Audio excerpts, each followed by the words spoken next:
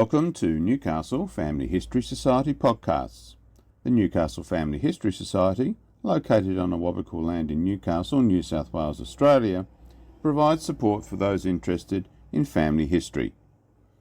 Across the road from the Junction Public School in Newcastle once stood a small but mighty institution, a family-run pottery that shaped a community for more than a century. Founded in 1866 by English emigrant Moses Hughes, it became a cornerstone of the community, employing generations of the same family, adapting through hardship and change, and leaving a lasting mark on the city's landscape. Society member Mari Hughes tells the story of Hughes Potteries, a family concern. As a member of the Hughes family, I have developed a keen interest in the history of Hughes Potteries. The pottery was established in November 1866 as Hughes and Jury, Newcastle and Burwood Fire Clay and Brickworks. By 1877, it was one of 7 brickworks operating on Dr. James Mitchell's Burwood estate in the Newcastle suburbs, now known as Merewether and the Junction. It began as a fire brick manufactory and quickly diversified to produce bricks and other building materials. By 1911, drain pipes and plumbing fittings became the main focus. The pottery was recognised by local builders and plumbers for the quality of the clay product it manufactured for building construction and drainage purposes. There are few potteries in New South Wales that remained operational as a family-owned and family-managed business for over 100 years. However, Hughes Potteries at 1 Hopkins Street, the Junction, achieved this success. As the 3 great-granddaughter of the founder, Moses Hughes, I grew up in Merewether and have both a family and local history interest in Hughes Potteries. I call myself a pottery Hughes to distinguish my family ancestry from the numerous Hughes families that settled in the Newcastle and Hunter region. My father, Herbert Hughes, worked at the pottery as a burner, and his family home was part of the pottery complex. In spite of this familiarity, it was only in 2001, when I began family history research, that I came to learn something of the pottery's rich history. By interweaving my research into our family with the study of the pottery industry in the Newcastle region, I have come to a deeper appreciation of the unique contribution that Hughes Potteries has made to this industry. Moses Hughes was an interesting character. He was born in 1802 in Stourbridge, an area of Staffordshire renowned for the quality of fire bricks and also glassmaking. At the age of 61, Moses emigrated to Australia, arriving in Melbourne aboard the Clipper White Star in September 1863. His wife Elizabeth, 59, and his adult children, William, 31, Moses, 28, Hannah, 24, Samuel, 22, and his granddaughter, Hannah Hughes Martin, 16, arrived in Melbourne 2 months later aboard the steamship Great Victoria. The family's early years in the colony were very unsettled. Initially, the family moved to Natai, now called Mittagong, to support Moses's older son, Enoch, 34, who was manager of the struggling Fitzroy Ironworks. Enoch had come to Australia in 1857 and quickly involved himself in brickmaking and iron production. His tenure as manager at these works was short-lived, and in spite of family help, his failure to complete the erection of the blast furnace led to him being discharged of his position in April 1864. The family next moved to Sydney, when in October 1864, Moses leased allotments in Balmain and set about developing the site to operate the first fire brick works in the colony of New South Wales. Trading as Moses Hughes and Son at Balmain Fire Clay and Brickworks, Moses struggled financially and in August 1865 was declared insolvent. The family remained in Sydney, and it is assumed that Moses and his sons, Moses Jr. and Samuel, continued to find work as brickmakers.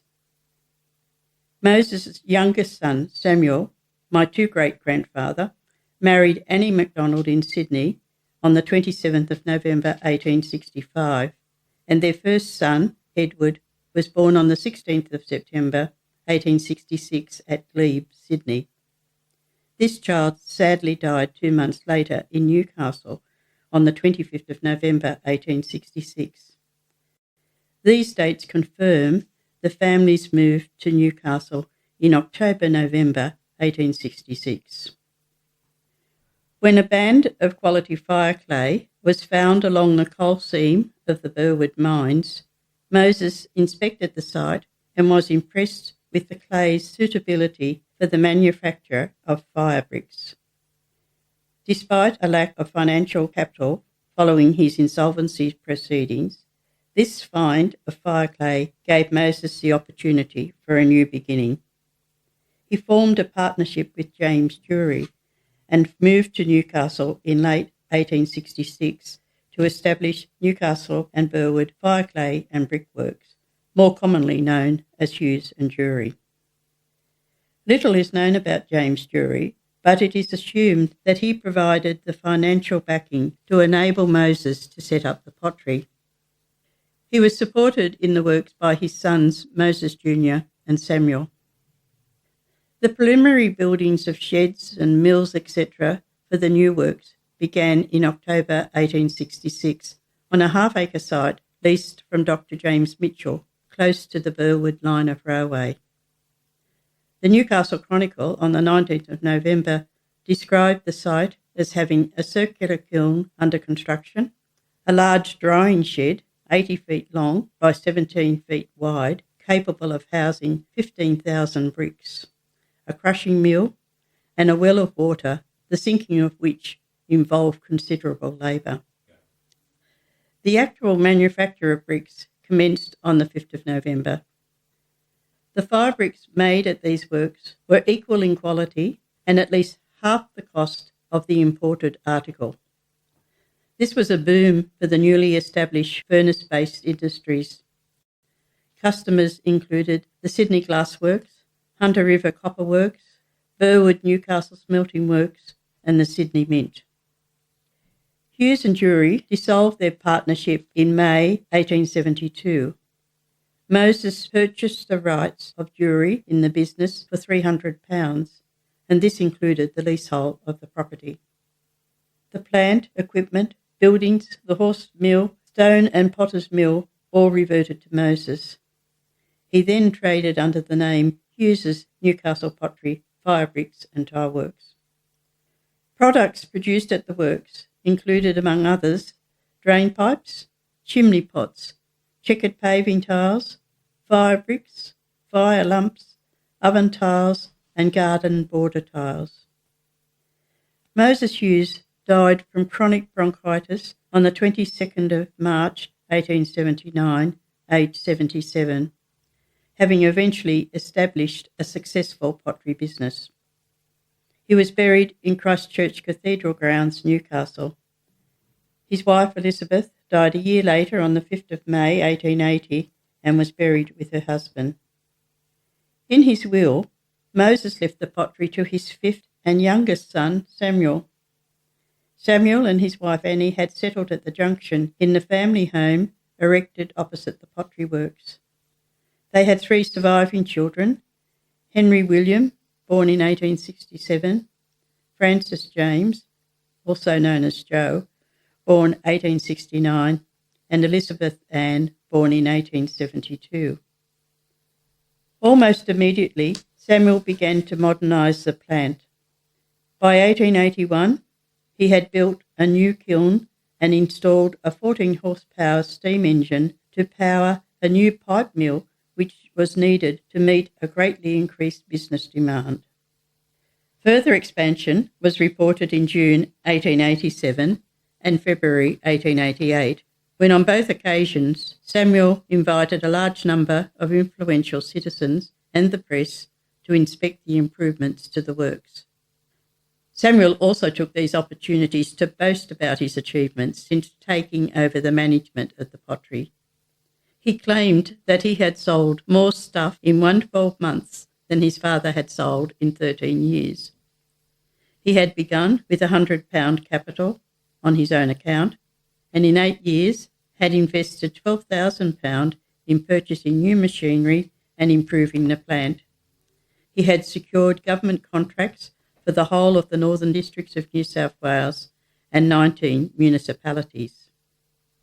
While all seemed rosy for Samuel at this time, his actions in the following years show a restless and unsettled spirit. Firstly, in June 1888, a prospectus of works advertised in the Newcastle Morning Herald and Miners' Advocate indicated Samuel's intention to form a company under the Companies Act to be named the Great Northern Pottery, Fire Brick and Pottery Works, with the intention to purchase the pottery works at the Junction with a capital of £12,000 in 12,000 shares of £1 each. In spite of guaranteeing a dividend of 10% per annum, this venture was unsuccessful.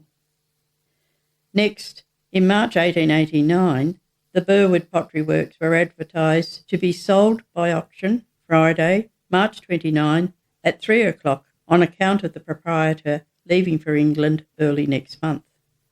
The sale obviously did not succeed, and from incidental reports, it is believed that Samuel's return to England did not eventuate either.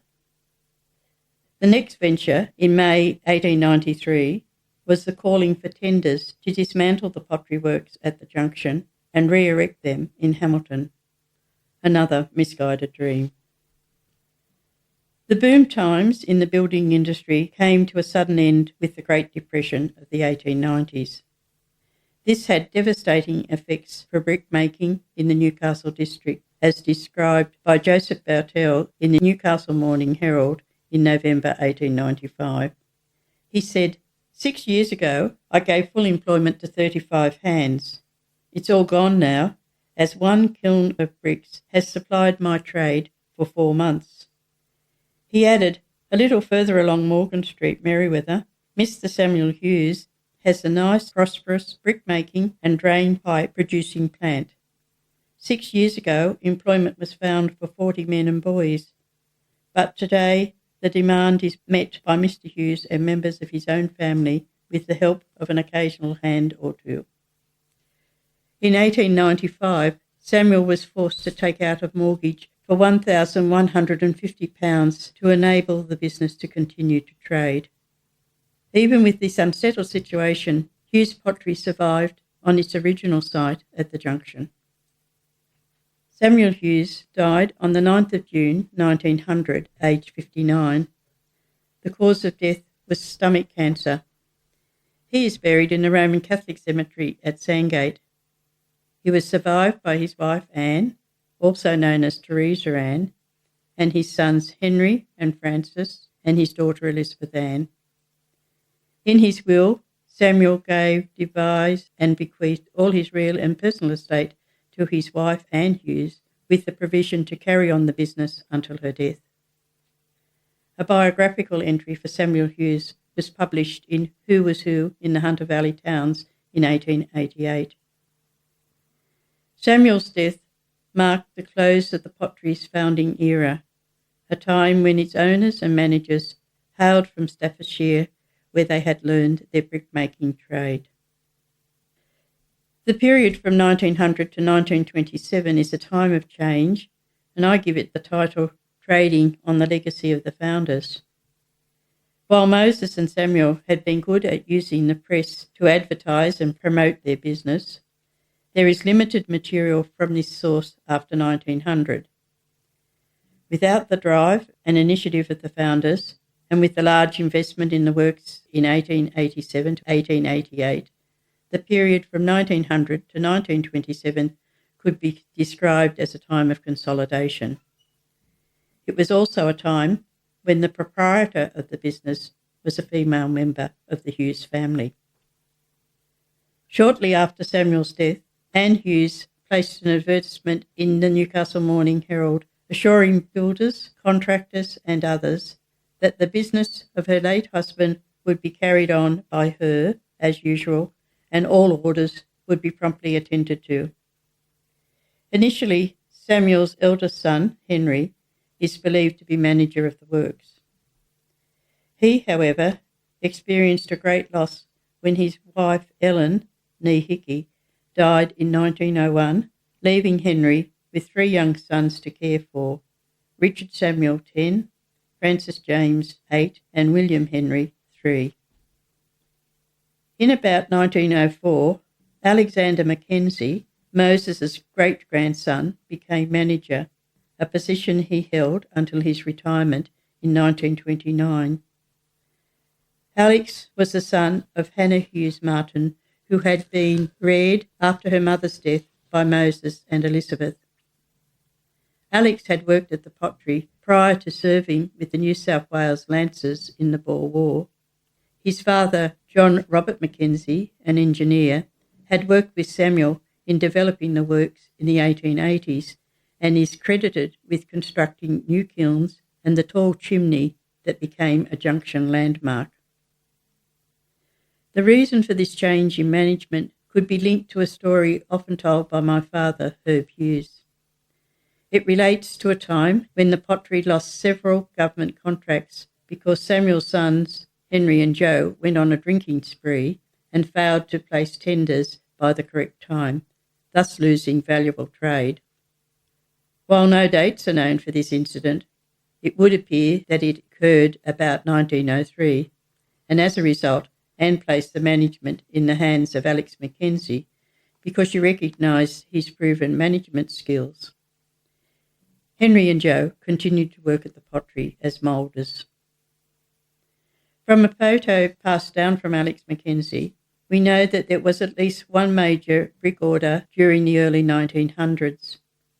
This was to supply decorative white bricks for the interior of Newcastle's Christ Church Cathedral. However, the main focus of the business after 1900 was the manufacture of drain pipes and associated fittings as municipalities developed improved drainage and sewerage systems. Samuel's wife Anne died in 1911, aged 67. Her death certificate and other documents give her name as Teresa Ann. She is buried with Samuel at Sandgate. In her will, Teresa left the pottery and family home to her daughter, Elizabeth Ann, for and during the term of her life, with the provision that upon her death, the real and personal property were to be sold. In leaving the pottery to her daughter, Teresa ensured that the pottery stayed in family ownership and provided employment for her sons and the next generation of family members. From affidavits included in Teresa's probate package, we learn that the pottery's machinery had not been updated since the major expansion of the works in the late 1880s, and that the stock included drain pipes, junctions, bends, and other items associated with plumbing requirements. Besides the improved property at the junction, a clay pit was leased at Adamstown. As proprietor, Elizabeth Ann, known by family members as Auntie Annie, relied heavily on Alexander Mackenzie to manage both the works and the business aspects of the pottery. Anecdotal comments from family members who knew her also indicated that she wielded significant power in the operation of the works and in family matters. It was in 1924 that we note the first formal complaint from 8 ratepayers of Merewether in regard to smoke and soot from the pipe kilns. Council at that stage commented that they had no power to act because the nuisance for us to deal with must affect all the king's subjects. Elizabeth Ann died in 1927, aged 55. Teresa's will had stipulated that the pottery was to be sold on Elizabeth's death and the proceeds given in the following proportions: 1/4 to Alexander Mackenzie and the remaining 3/4 to be equally divided between her 2 sons, 3 grandsons and a granddaughter. However, the pottery was not sold. It is not known why or who made the decision to form a company, but most likely it was to ensure the continuing employment of family members in a family-managed business. Hughes Potteries Limited was formed in November 1927 with a nominal capital of £15,000 divided into 15,000 shares of £1. The founding members of the company were Alexander Mackenzie, Henry Hughes, Francis Hughes Sr., my grandfather Francis Hughes Jr., William Hughes, Francis's daughter Muriel Kennedy, and Alex's wife Frances Mackenzie, who had purchased the shares allocated to Henry's eldest son, Richard Samuel Hughes, who was killed in action at Passchendaele, Belgium in 1917. The Articles of Association stated that the managing director was to be appointed with the qualification that he held 500 shares in the company. An amendment in 1930 to Article 38 reads, "No share shall be transferred to a person who is not a member so long as any member is willing to purchase the same at an equivalent price." This amendment guaranteed that Hughes family members both owned and managed the company until its closure in 1981. In 1937, under the New South Wales Company Act of 1936, the business was incorporated as Hughes Potteries Proprietary Limited. Alex Mackenzie, the first managing director, retired in 1929 and was replaced by Henry's son, William, or Bill Hughes.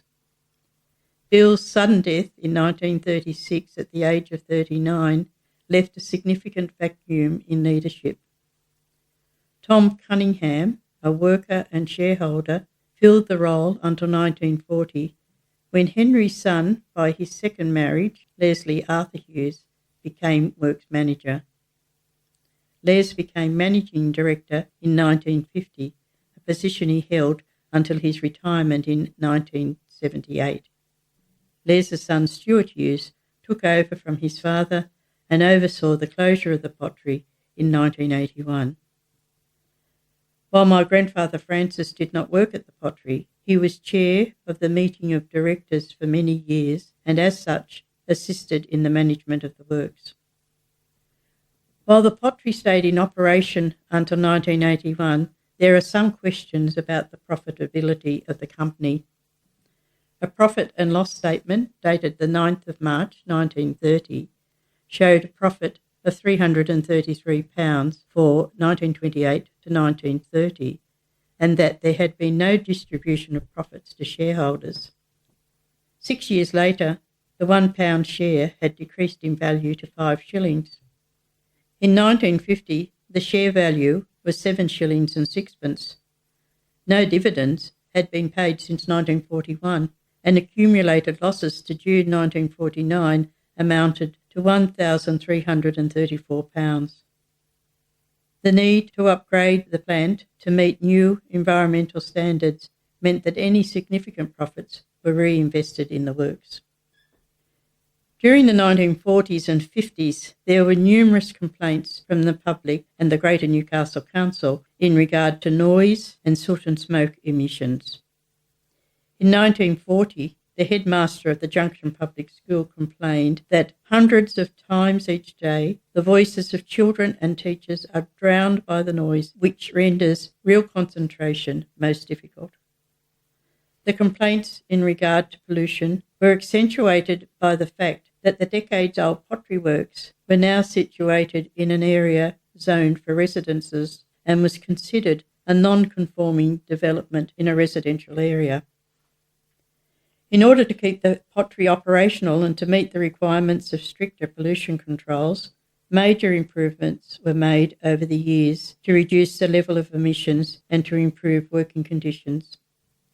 Electrification of machinery in the 1940s meant that the steam boiler could be removed and more modern machinery purchased to improve production. Another area of concern was the shabby conditions of buildings. The family home and offices, erected in the 1870s, had been allowed to fall into disrepair. For me personally, this residence has many happy childhood memories of time spent with my grandfather and his family. An eyesore maybe, but for children, a great place to play. In 1951, an order was sought for the buildings to be demolished. Council members inspected the property in May 1951 and made the recommendation. Since, in its opinion, the premises are unsightly and dilapidated and a danger to the public, a notice is to be served to the owners to repair or demolish them within 3 months. The buildings were demolished in 1953 and a new office building was erected on the site. The first stoker-fired kiln was commissioned in 1965, with the second coming into operation the following year. These kilns not only increased the yield of first-grade pipes per firing, but successfully cut emissions. For my father, Herb Hughes, who was chief burner and who had worked at the pottery since his teens, these improvements lightened his workload in the final years before retirement. In 1970, a new shed was built to enclose the entire works. All these improvements, though, could not stop the pottery's eventual closure. In 1974, Ordinance 46 of the New South Wales Local Government Act was amended to provide the option of installing PVC piping from homes to the sewerage main. As plastics were much lighter, less expensive and easier to install, plumbers soon changed to this new product and the earthenware pipe market quickly collapsed. The Hunter District Water Board, however, was more cautious and conducted extensive tests before giving approval for the use of PVC piping for underground use. When this approval was given in 1981, production at Hughes Potteries ceased and plans were set in place to demolish the plant.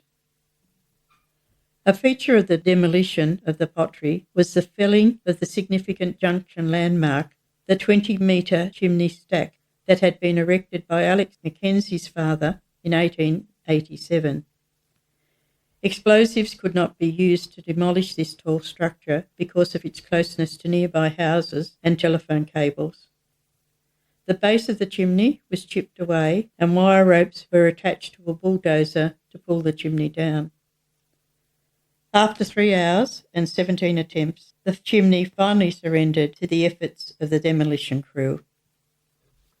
In November 1981, the pottery site was auctioned for $425,000, a far cry from the predicted $1 million.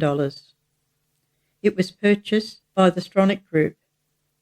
17 townhouses called the Potteries were built on the site, bounded by Railway, Union and Hopkins Streets.